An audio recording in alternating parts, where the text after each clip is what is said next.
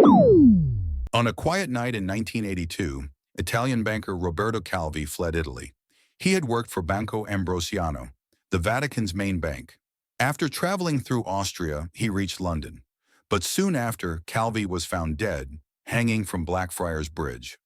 For centuries, the Catholic Church has been one of the most powerful institutions on earth, with influence stretching from grand cathedrals to small village chapels.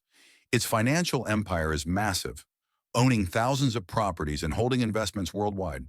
To support its growing power during the Renaissance, the Vatican began selling indulgences, a way for the faithful to pay for forgiveness of sins. Though profitable, this led to outrage, inspiring Martin Luther's Reformation. By the late 1700s, the Vatican faced collapse when Napoleon's forces invaded Rome. Pope Pius VI was taken prisoner and died in captivity. After Napoleon fell, the Vatican regained control but was financially ruined. In desperation, the church turned to the Rothschild banking family. James de Rothschild became the Pope's banker, rescuing the Vatican with loans worth millions today.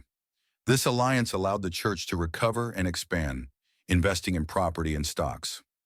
Over time, the Vatican grew into a key player in European finance. It sold bonds to raise money and invested heavily in the Bank of Rome. As global conflict loomed, Pope Benedict XV struggled to keep finances stable during World War I, while Germany secretly funneled funds through Swiss banks to the church. In the 1920s, the Vatican faced new challenges. The Lateran Treaty of 1929 made Vatican City a sovereign state and gave it massive financial compensation. Pope Pius XI picked Bernardino Nogara to manage these funds. Nogara guided the church through the Great Depression, making smart investments in gold, real estate, and bonds.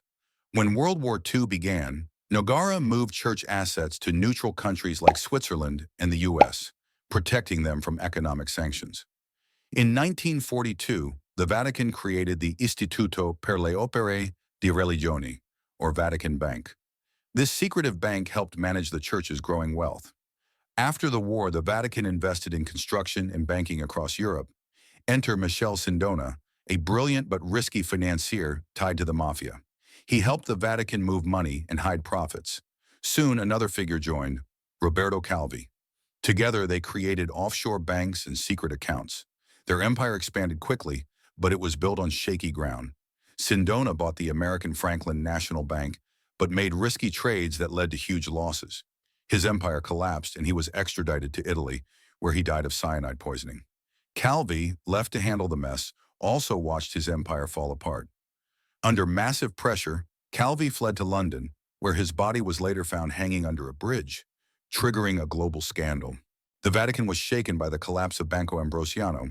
Archbishop Paul Marcinkus, head of the Vatican Bank, was implicated but escaped prosecution thanks to Vatican sovereignty. To repair the church's image, banker Angelo Caloia was brought in to reform the bank. But financial troubles were soon overshadowed by a much larger crisis, the global clergy sexual abuse scandal. In 2002, the Boston Globe exposed widespread abuse and cover-ups, causing shockwaves around the world. Dioceses faced massive lawsuits and settlements, leading some to declare bankruptcy. After Pope John Paul II's death, Pope Benedict XVI became the first pope to meet with abuse victims and pushed for Vatican financial transparency. However, in 2012, the VatiLeaks scandal exposed corruption and internal power struggles. Benedict resigned, and in 2013, Cardinal Jorge Mario Bergoglio of Argentina was elected pope. Taking the name Pope Francis, he quickly became known for his humility, focus on the poor, and efforts to reform the church. Under his leadership, donations surged, and the Vatican Bank began publishing annual financial reports. Despite facing a decline in priests across Europe and America, the church saw growth in Africa and Asia. Pope Francis's leadership brought new hope to a church still marked by past mistakes, but determined to restore faith and integrity. Thanks for watching InvestingFlix. If you found this video helpful, don't forget to like, share, and drop a comment below. For more expert insights on personal finance, investing, and wealth building, hit that subscribe button and turn on notifications so you never miss out.